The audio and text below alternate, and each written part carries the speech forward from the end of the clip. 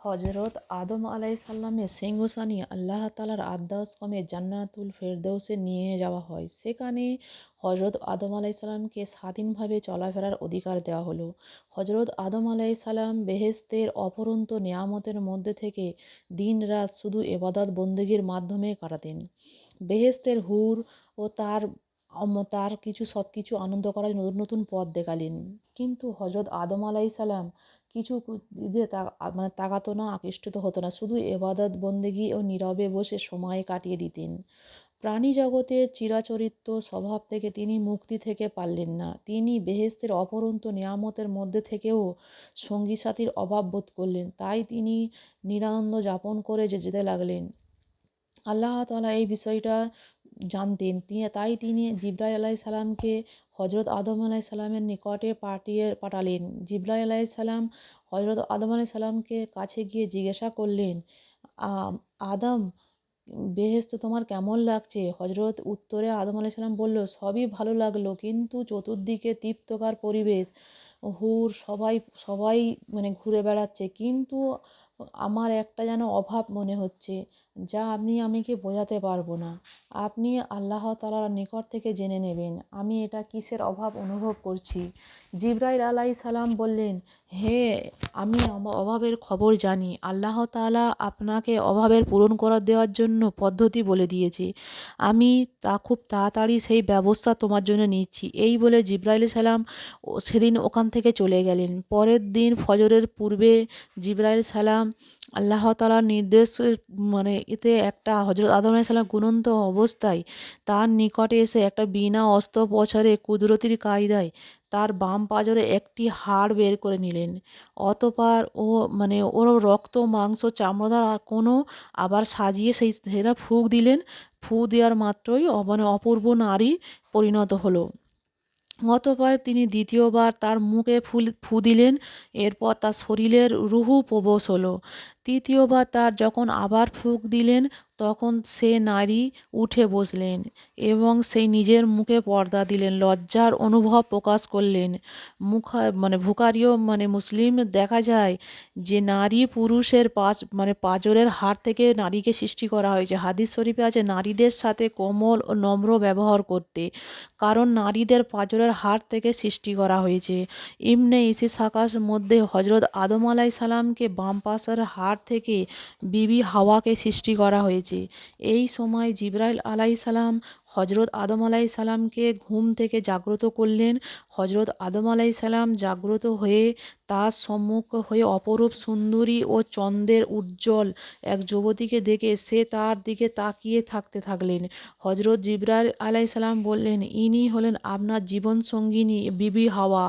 হজরত আদম আলাইহিসসালাম তার সঙ্গিনীর সুসংবাদ শুনে তিনি অত্যন্ত আনন্দিত হলেন এবং তার প্রাণ যে এত অতৃপ্ত ছিল তা যেন নিমেষে যেন দূর হয়ে গেল। হৃদয়ের মাঝে এক উপরন্ত প্রেম ও উন্নত তরকের ন্যায় চতুর্দিকে আছড়ে পড়তে লাগলো। কিন্তু কী যে তৃপ্তি, কী যে আনন্দ, কী যে ভালো লাগছে তার অন্তরে বিলাস করছিল, সে তার বর্ণনা দেওয়ার মতন কারোর পক্ষে কোনোদিন সম্ভব হয়নি। অতীতে আছে পৃথিবীতে আল্লাহ তাআলা কয়েকজন নারীকে অপরূপ সৌন্দর্য দান করেছিলেন। তার মধ্যে রয়েছে হাওয়া, সৌন্দর্য ছিল অন্যতম। হজরত আদম আলাইহিস সালাম দীর্ঘ সময় বিবি হাওয়াকে প্রাণের দিকে তাকিয়ে থাকলেন। এরপর তিনি বিবি হাওয়ার কাছে যাওয়ার উদ্দেশ্য করলেন। তিনি তখন জিবরাইল সালামকে বাধা দিয়ে বললেন, তখন বিবাহ বন্ধনে আবদ্ধ করার পূর্বে তার নিকটবর্তী আপনার জন্য জায়েজ নেই এবং আল্লাহর দরবারে বিবাহর জন্য আবেদন করুন। তারপরে হজরত আদম আলাইহিস সালাম জিবরাইল সালামকে শিখানো পদ্ধতিতে হাওয়াকে বিয়ে করার জন্য আল্লাহ তাআলার দরবারে ফরিয়াদ করলেন। তখন আল্লাহ তাআলা হজরত আদম আলাইহিস সালামকে আবেদনের থেকে বিয়ের ঠিক করলেন এবং ফেরেশতাগণকে হুকুম দিলেন, বললেন, হে ফেরেশতা, অত্যন্ত আনন্দ সহকারে তোমরা স্বর্ণ, রূপা, হীরা, জওহরত সব কিছু দিয়ে তোমরা আদম আলাইহিস সালামকে বিরাট মঞ্চ তৈরি করো। আর সেই বিয়ের মঞ্চ যেন হজরত আদম আলাইহিস সালামের হাওয়ার পছন্দনীয় একটা মঞ্চ হয়। এরপর ফেরেশতারা সবাই আল্লাহ তাআলার হুকুম পেয়ে সোনা, রূপো, হীরে, মুক্ত সব কিছু দিয়ে একটা বিরাট একটা বিয়ের মঞ্চ তৈরি করলেন। এই মঞ্চে তৈরি করা হলো বেহেশতের মধ্যে সবথেকে থেকে আরামের জায়গায়। অতঃপর তুসো নামক এক সহাদানকারী এক বিশাল বৃক্ষের নিচে সকল ফেরেশতাগণকে দাওয়াত দেওয়া হলো। এই বিবাহর মজলিসে আল্লাহ তাআলার আরশ থেকে এই মঞ্চ পর্যন্ত পর্দা উঠিয়ে দিলেন, যাতে সব ফেরেশতা আদম ও হাওয়া যেন বেহেশতের মধ্যে সবচেয়ে অধীর ও তৃপ্তকারী জিনিস আল্লাহর দিদার লাভ করেন, অবশেষে আনন্দ উপভোগ করতে পারে। অতঃপর আল্লাহ তাআলা স্বয়ং সংক্ষিপ্ত খুতবা দান করে বিবাহর কার্যক্রম করে দিলেন। বিবাহর খুতবা আল্লাহ তাআলা যে কথাগুলো উচ্চারণ করেছিলেন তা হলো: সব প্রশংসা একমাত্র আল্লাহ তাআলার, গৌরব ও অহংকার তার বিষণ্ণ, নবী ও রাসূলগণ তার প্রেরিত বান্দা, তাকে মানুষের মুক্তি দূত হিসাবে প্রেরিত করা হয়েছে। হযরত মুহাম্মদ সাল্লাল্লাহু আলাইহি সাল্লাম তার একান্ত বন্ধু, তার সর্বশ্রেষ্ঠ রাসূল। আল্লাহ তাআলা সব কিছু সৃষ্টি করেছেন, সবাইকে শেষ পর্যন্ত তার কাছে ফিরে যেতে হবে। অতঃপর ফেরেশতাগণ সাক্ষী রেখে আদম হাওয়াকে সম্পূর্ণ করা হলেন। তারা এই সৃষ্টির এক অধ্যায় সূচনা করলেন যে এই বিবাহর মহারণা হলো দুরূদ ও তাসবিহ। আল্লাহ তাআলা কোনো উপাস্য নেই, তিনি এক, তিনি তার কোনো শরীক নেই। অতঃপর তার হযরত আদম আলাইহিস সালামকে বলা হলো: হে আদম, তুমি ও তোমার বিবি বেহেশতের মধ্যে সুখ শান্তিতে বসবাস করো। সেখানে ফল মূল যত কিছু সব কিছু আছে, নির্দিষ্ট একটা গাছ আছে, ওই গাছটার কাছে তোমরা যাবে না। যদি যাও, অন্যায় ও পাপ কাজে তোমরা অন্তর্ভুক্ত হবে। তোমরা সাবধান থেকো, শয়তান তোমাদেরকে পরম শত্রু। তোমাদের উপরে আল্লাহর রহমত ও বরকত নাজিল হোক। হযরত বিবি ও হযরত আদম বিয়ের পরে এটাই বলতে লাগলেন: হে প্রভু, আমরা তোমার গুণগান করে জীবন কাটা চাই। তুমি মহান, তুমি ছাড়া আমাদের কোনো উপস্থান নেই, তুমি ছাড়া আমাদের কেউ নেই, তোমাদের সাহায্য ছাড়া আমাদের কেউ রক্ষা করতে পারবে না। তোমার রহমত আমাদের ওপর দান করো, আমিন। এই বিবাহর পরে হযরত আদম আলাইহিস সালাম বিবি হাওয়াকে স্পর্শ করার জন্য যখন অগ্রসর হলেন, তখন তাকে বাধা দেওয়া হয় এবং বলা হয়: প্রথমে বিবাহর মহারণা আদায় করো, তারপর তুমি তাকে স্পর্শ করো। তখন আদম আলাইহিস সালাম বললেন: হে খোদা, আমি কি দিয়ে এই মহারণা আদায় করব? তখন তাকে বলে দেওয়া হলো: তুমি শেষ নবী, তো হযরত মুহাম্মদ সাল্লাল্লাহু আলাইহি সাল্লামের উপরে অন্তত 10 বার দরুদ শরীফ পাঠ করো, তাহলে তোমার পক্ষ থেকে মোহর আদায় হয়ে যাবে। তখন হযরত আদম আলাইহিস সালাম 10 বার দরুদ শরীফ পাঠ করলেন: আল্লাহুম্মা সাল্লি আলা মুহাম্মাদি ওয়া আলা আলি মুহাম্মাদ কামা সাল্লাইতা আলা ইব্রাহিম ওয়া আলা আলি ইব্রাহিম ইন্নাকা হামিদুম মাজিদ। আল্লাহুম্মা বারিক আলা মুহাম্মাদি ওয়া আলা আলি মুহাম্মাদ কামা বারাকতা আলা ইব্রাহিম ওয়া আলা আলি ইব্রাহিম ইন্নাকা হামিদুম মাজিদ। এই 10 বার দরুদটা পাঠ করলেন এবং নবী মুহাম্মদ সাল্লাল্লাহু আলাইহি সাল্লামকে কালেমা পাঠ করলেন, তার দ্বীন গ্রহণ করলেন। মানব জাতির সর্বপ্রথম হযরত আদম আলাইহিস সালাম নবী মুহাম্মদ সাল্লাল্লাহু আলাইহি সাল্লামের উপরে ঈমান আনেন এবং তার উম্মতের অন্তর্ভুক্ত হন। সুবহানাল্লাহ। আল্লাহ তাআলা হযরত আদম আলাইহিস সালামকে পরম আনন্দে বেহেশতে হুকুম দেন এবং নির্দিষ্ট এক গাছের যেতে বারণ করলেন, কিন্তু গাছটির নাম ছিল গন্ধম গাছ। গাছটি ছিল স্বর্ণ রূপোর তৈরি, ডালপালা ছিল মণিমুক্ত সজ্জিত, ফলগুলো দেখতে অত্যন্ত আকর্ষণীয় ছিল, খেতেও ছিল সুস্বাদু। হযরত আদম আলাইহিস সালাম ও বিবি হাওয়া অতি আনন্দে আরামে বেহেশতে থাকলেন। হযরত আদম আলাইহিস সালাম গন্ধম গাছ সম্বন্ধে আল্লাহ তাআলার নির্দেশে রহস্য নিয়ে চিন্তা ভাবনা করতেন। আল্লাহ তাআলা তাদের জন্য বেহেশতে সকল কিছু হালাল করে দিয়েছেন, সব কিছু ভোগ করার অনুমতি দিয়েছেন, এমনকি অনেক কিছু মালিকানা তাদেরকে দান করে দিয়েছেন। কিন্তু গন্ধম ফল সম্বন্ধে এত কঠিন নির্দেশ কেন দিয়েছেন?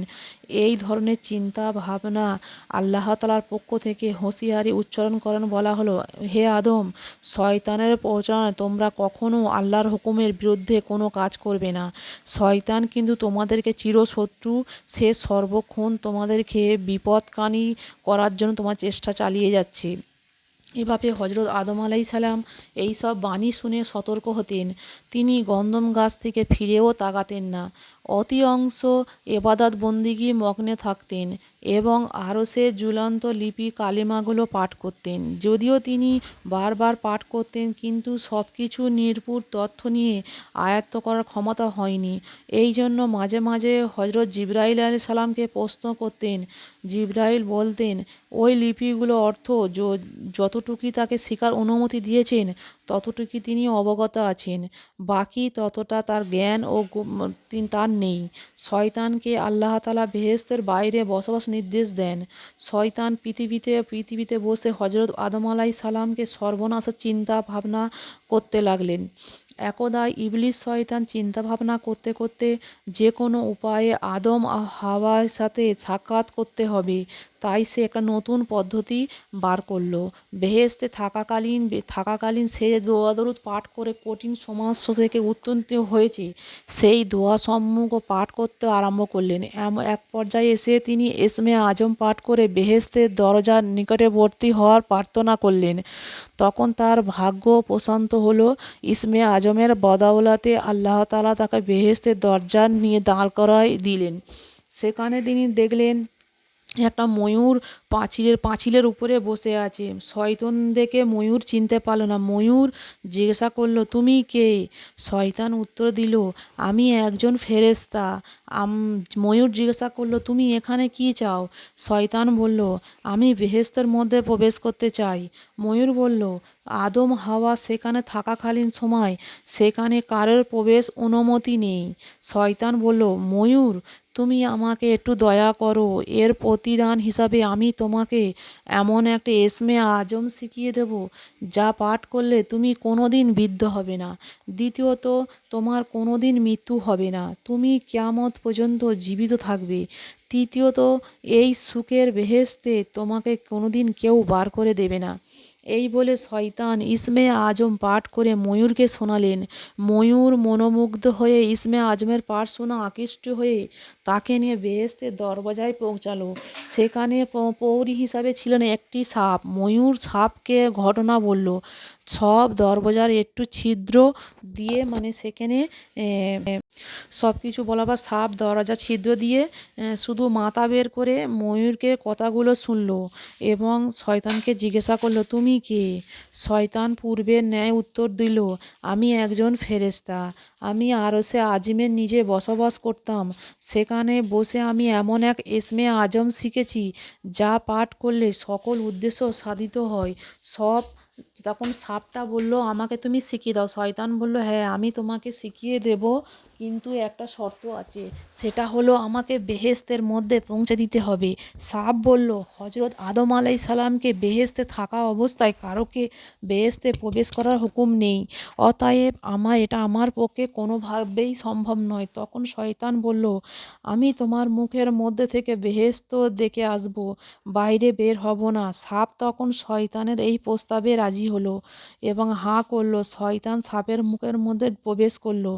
অতঃপর শয়তান সাপকে বলল, আমাকে বিবি হাওয়ার নিকট চলো।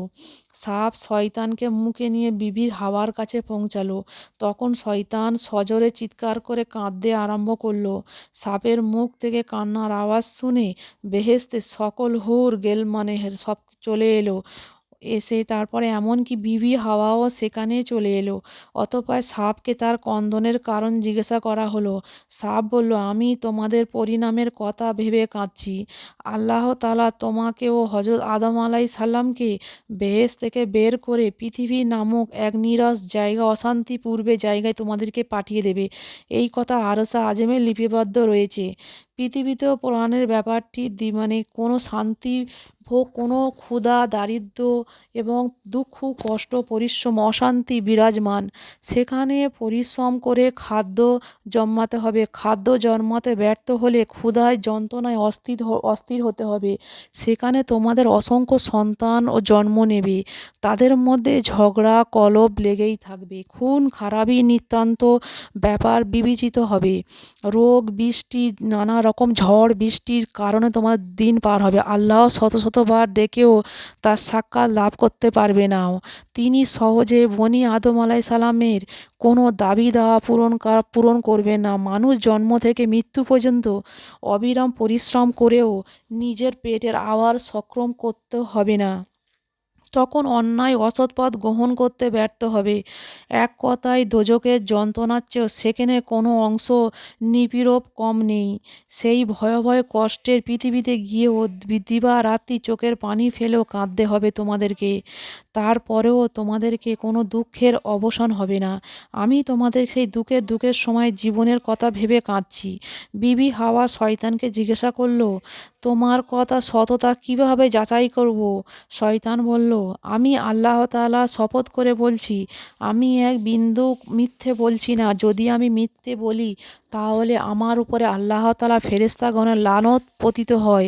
বিবি হাওয়া নারী মেয়েদের মন শয়তানের কথায় কিছু আকৃষ্টি হলো, তাই সে জিজ্ঞাসা করলো, তবে পৃথিবীতে এই নির্বাসন থেকে মুক্তির কোনো পথ আছে? শয়তান বলল, উত্তম পথ আছে, তবে তোমরা তা গ্রহণ করবে কি না আমি জানি না। বিবি হাওয়া বলল, আমরা সেটা গ্রহণ করার চেষ্টা করব। শয়তান বলল, ওই যে সোনা রূপা সজ্জিত গাছটি দেখতে পাচ্ছ, ওইটি দুই একটি ফল খেতে পারলেই তোমরা বেহেশতের স্থায়ী বাসিন্দা হতে তোমরা সক্ষম হবে। তোমরা কোনোদিন পৃথিবীতে তোমাদের যেতে হবে না। বেহেশতের আরামায়েশ তোমাদের সর্বক্ষণ বাধ্যতামূলক হয়ে থাকবে। বিবি হাওয়া বললেন, ওই গাছের ফল আল্লাহ তাআলা খেতে নিষেধ করেছেন, কিন্তু এই গাছের কাছে নিষেধ করেছেন, অতএব এটা কিভাবে সম্ভব? তখন শয়তান বলল, আল্লাহ তাআলা দয়ার সাগর, তিনি অপরাধী অপরাধ ক্ষমা করে থাকেন। এই জন্য তার ১ নম্বর গফুর, তিনি তার মহাত্ম নাম ও বজায় রাখেন ওয়াদা করেছেন। অতএব আল্লাহর করুণার প্রাপ্তির বিষয়ে কোনোভাবেই প্রয়োজন নেই। এখন আগের কাজ আগে করুন। তখন বিবি হাওয়া সেই গাছের নিকটে গিয়ে তিনি ৩টি ফল ছিঁড়ে হাতে নিলেন। অতএব তিনি একটি ফল খোসা ছাড়িয়ে দেখতে পেলেন তাতে ফোঁটা ফোঁটা রক্ত দেখা যাচ্ছে। বিবি হাওয়া শয়তানের মায়া এতটা আকৃষ্ট হলো যাতে তার স্বাভাবিক বিবেক বুদ্ধিতা পর্যন্ত তার বিগড়ে গেল। এরপর বিবি হাওয়া সেই ফলগুলো নিয়ে হযরত আদম আলাইসাল্লামের সিংহাসনের নিকটে পৌঁছালেন। আদম আলাইসাল্লামের তখন হাওয়াকে জিজ্ঞাসা করলেন, তোমার এতটাই মূলন দেখাচ্ছে কেন, এবং তোমার শরীরের সেই সুগন্ধি কোথায় গেল? বিবি হাওয়া বলল, আমি এখন মহা বিপজ্জনক খবর নিয়ে তোমার নিকটে এসেছি। আদম আলাইসাল্লাম জিজ্ঞাসা করলেন, কিসের সেই দুঃখের খবর? বিবি হাওয়া বললেন, আল্লাহ তাআলা নাকি আমাদের অচিরেই বেহেশত থেকে বের করে পৃথিবীর নির্বাসনে দেবেন। এমন তো অবস্থা পৃথিবীতে না গিয়ে বেহেশতের চিরস্থায়ী বসবাস দারোয়ান সাহেব আমাকে বলে দিয়েছেন। তিনি বারবার কসম করে লাউহে মাহফুজে সংগৃহীত আল্লাহ তাআলার ভবিষ্যদ্বাণী উল্লেখ করেছেন। বিস্তারিত আমাকে বলেছেন। এমনকি পৃথিবীতে দুর্ভোগ ও এত কঠিন জীবনযাপন ক্ষতি আমাকে স্বাভাবিকভাবে বলেছেন। আমি তখন এর প্রতিকরণ জানতে চাইলে সে আমাকে এই ফলটি দেখিয়ে আমাকে বলেছেন, যদি এটা আমরা ভক্ষণ করি তাহলে বেহেশতে চিরস্থায়ীভাবে আমরা থেকে যেতে পারবো। তখন হযরত আদম আলাইসাল্লাম বিবি হাওয়ার কথা শুনে বললেন, এটা যে সেই নিষিদ্ধ গাছের ফল যা ভক্ষণ করতে আল্লাহ আমাদেরকে বারবার নিষেধ করেছেন। অতএব এই বিষয় আমার নিকট দ্বিতীয়বার আর বলবে না। আমি কশিনকালেও আল্লাহর নিষেধ অমান্য করে অদৃষ্ট হতে আমি পারবো না। তুমি ওই ফল নিয়ে এখান থেকে চলে যাও। হযরত আদম আলাইসাল্লাম আল্লাহ তাআলার আদেশ লঙ্ঘনের ভয়ে সিংহাসনকে হুকুম দিল, এখান থেকে অন্যত্র চলে যাও। সিংহাসন অতি দ্রুত হাজার হাজার মাইল দূরে চলে গেল। বিবি হাওয়া সেই গন্ধম ফল নিয়ে তার পেছনে পেছনে গেল।